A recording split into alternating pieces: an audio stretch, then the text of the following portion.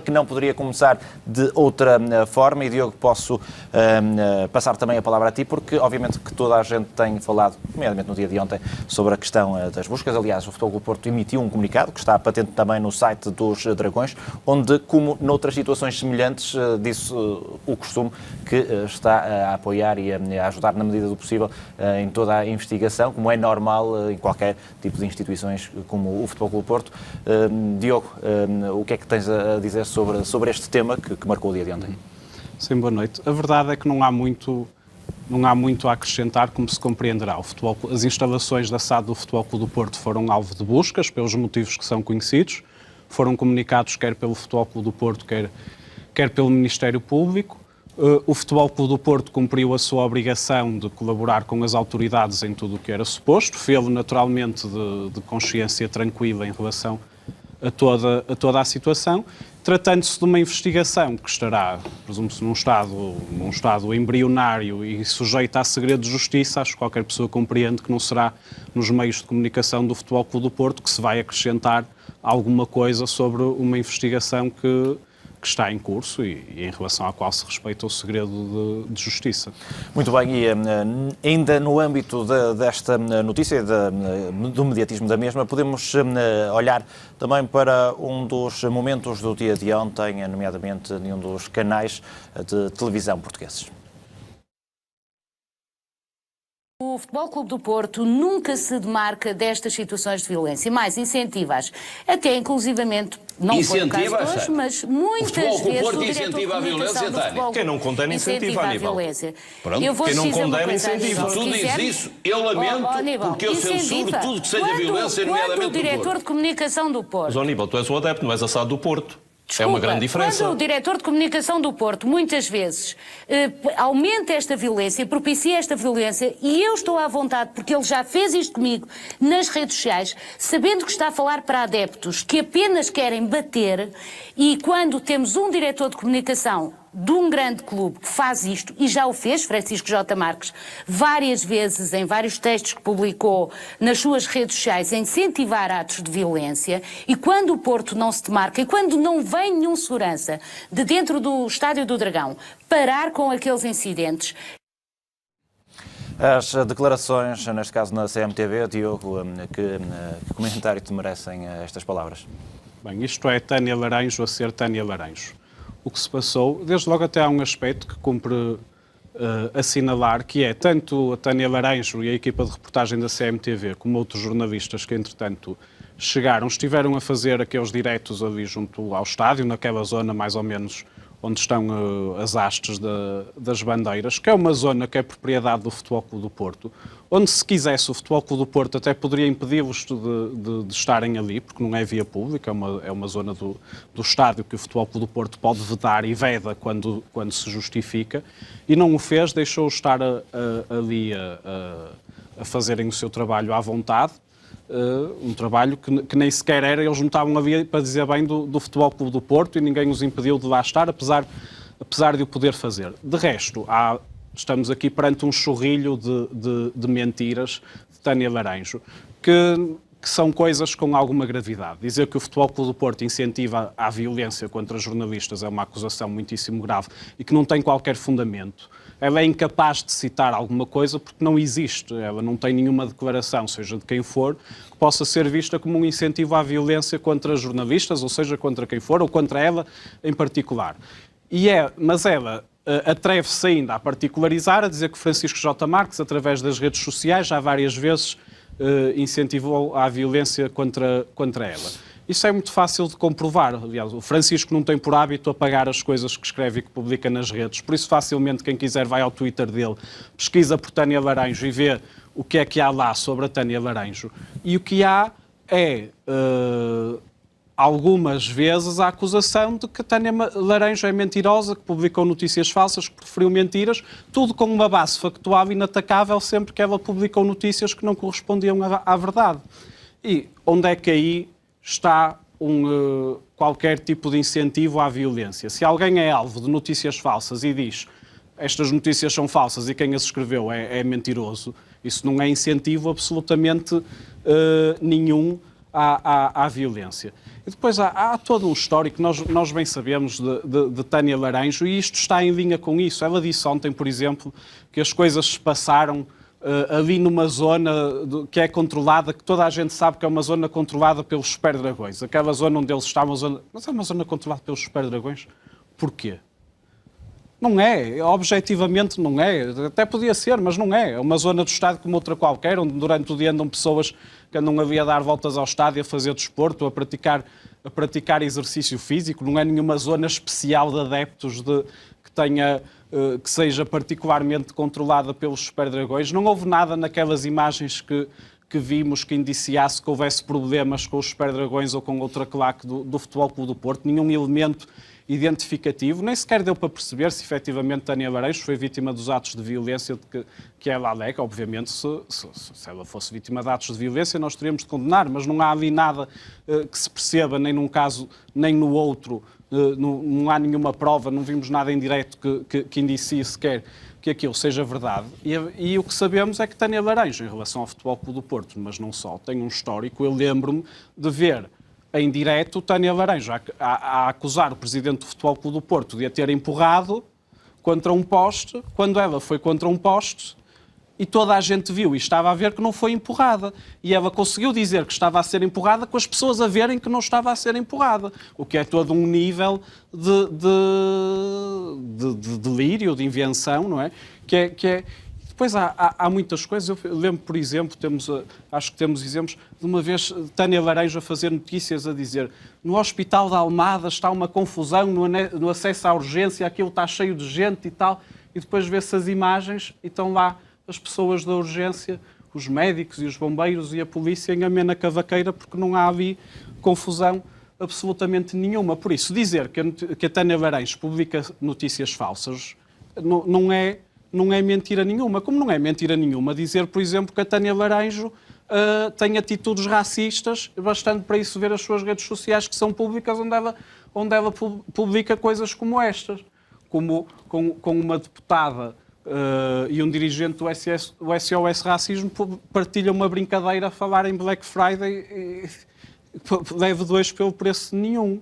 Ou como dizer, como se o Francisco J. Marques tivesse dito que a Tânia Laranjo foi detida por andar a conduzir com excesso de álcool no sangue, também não é mentira nenhuma, porque são coisas que foram noticiadas pela imprensa e que têm uma base factual. Por isso, todas estas acusações dela são absurdas, não têm fundamento nenhum em relação àquilo que se passou ontem, e é mentira que Francisco J. Marques ou alguém do Futebol Clube do Porto alguma vez tenha apelado à violência contra a Tânia Laranjo. O que pode acontecer, mas isso estou certo de que nunca que aconteceu, acontece e nunca deixará de acontecer, é dizer-se a verdade sobre a Tânia Laranjo. E a verdade incomodar a Tânia Laranjo. Claro que estas coisas incomodam, dizer que é racista, que dá notícias falsas, que foi detida porque tinha uma taxa de alcoolemia bastante acima da que é permitida, até acima daquela barreira que julgo que é de 1.2, que é que define se é crime ou não, estava acima e era crime, e foi detida por causa disso. Tudo isso é factual, tudo isso é verdade, e nada disso é um incentivo à violência. Sabemos que Tânia Laranjo é uma jornalista que por vezes revela alguns problemas na sua relação com a realidade, e ontem assistimos a mais exemplos disso. Bernardino, é uma situação que acaba por ficar também marcada no dia de ontem, e não sei se acompanhaste estas declarações da jornalista da CMTV. Como é que olhas para isto? Não, vi, antes de mais, boa noite. Para os companheiros de painel que aqui estão, para ti também, e para todos que estão aqui a trabalhar e para quem está em casa a ver. Sabes que estas coisas a mim já me vi, chegaram-me os rumores de que havia, de facto, alguma atividade no Estádio Dragão e noutros sítios. Fui ver a televisão, ou abri a televisão e vi, de facto, o que estava a passar, e passado um bocado, muito sinceramente, desliguei, e até em algumas mensagens de alguns amigos que me mandavam a perguntar, eu dizia assim: calma, deixem apoiar, assentar, porque normalmente nestas coisas o que é necessário é isso. Diz-se muita coisa, fala-se de muita coisa, atira-se muita coisa para o ar, e que depois nada disso se vem a provar e no fim do dia é que se vai saber o que é que aconteceu ou não. Ouvi tanta coisa ontem, 40 mil, 20 mil, 10 mil, se fosse, enfim, tantas e tantas coisas que não vale a pena estar aqui a escalpelizar. Entretanto, isso, muito sinceramente, não vi. Chamaram-me depois a atenção para isso, precisamente, principalmente à noite, por causa do, enfim, das coisas que a jornalista falou, que são graves, gravíssimas, porque são afirmações e que envolvem uma instituição que é o Futebol Clube do Porto, com uma afirmação de grave de que se incentiva a violência, isso terá que ser provado, que o Francisco J. Marques incentiva a violência, isso terá que ser provado, inclusivamente que ligou para a PSP a pedir a intervenção e que da PSP que disseram que não havia reforços, e depois também quem manda no Porto são as claques. No Porto não é Porto Clube, Porto Cidade, são as claques.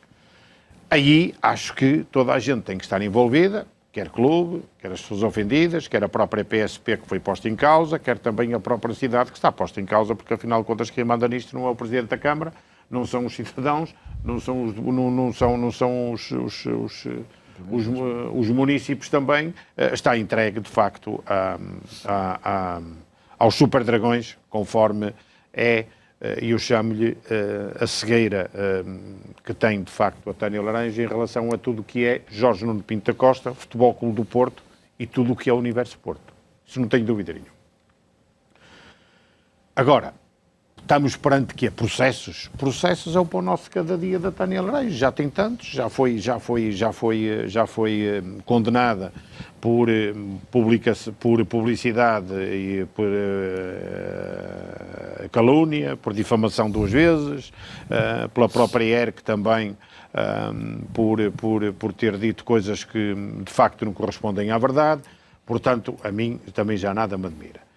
Agora, provar aquilo que ela diz vai ser difícil, mas pelo menos tentou. Agora, uma das coisas curiosas no meio disto tudo é que, se pararmos para pensar, só aconteceu com a Dona Laranja. Ou seja,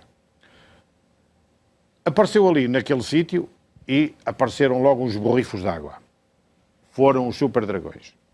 Que eu saiba, e dado a maneira de trabalhar da CMTV, não tenho dúvida absolutamente nenhuma, a não ser que também aqui, pasme-se, o próprio cameraman seja dos super dragões, o que também pode ser, e nunca se sabe o que é aquela, quais são as teorias da conspiração que ela também vai ver, porque eu nunca vi, e não vi nenhum cameraman, ou não vi o cameraman mudar a câmara para quando ela sofreu os tais respingos de água, se calhar foi por ser água, ninguém filmou os agressores, ou os homens que atiraram água, não sei se foi com bisnaga, se com o que foi, não faço a mínima ideia. Portanto, ninguém mostrou, ninguém viu.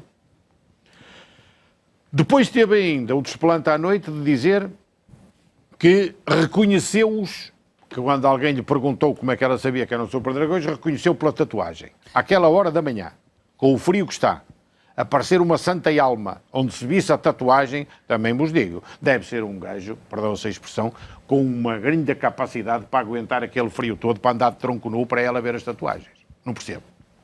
Depois, numa outra parte de reportagem, estão 3 cidadãos em cima, que eu não sei se são dos super dragões ou não, porque não há nada que os identifique, a nível de adereços, absolutamente nada. Também lá estão a filmar, porque ela está no ângulo coisa, e estão lá os 2 rapazes, aparecem, desaparecem, não os vi a tirar nada. Pronto. E quando eu digo que é para espantar, é porque, a seguir a Tânia Laranja ter saído e dizer, mais tarde disse, que não se pode trabalhar na cidade do Porto, ainda bem, muita gente trabalha na cidade do Porto e ninguém diz isso, e toda a gente anda à vontade, sem problema nenhum, apareceu um colega dela a trabalhar, no mesmo sítio, e que eu saiba não teve problema nenhum. Teve? Não teve. Absolutamente nenhum. Trabalhou à vontade, ninguém agrediu, ninguém atirou água, ninguém atirou nada. Segundo caso, em todas as situações do dia de ontem, não há nenhuma menção, seja qual for, de outras agressões ou de outros problemas que tivesse havido com outros jornalistas em tantas zonas da cidade do Porto. Estranho isso, muito sinceramente estranho. Não sei porque é que isso acontece, não sei porque é que só acontece com a senhora, mas a verdade é que estas coisas acontecem com quem menos espera. Agora, tem uma imaginação fértil. Para quem viu e para quem já viu, ela viu, postes a mexerem-se. Para quem já viu, objetos identificados e não identificados, conforme ela viu agora, também a voar. Pegando nas palavras aqui de uma ilustre conterrânea, por acaso, e que foi Presidente da Assembleia da República, eu chamar-lhe-ia a isto da doutora Tânia Laranjo um sentimento frustracional do inconseguimento. É o que ela tem.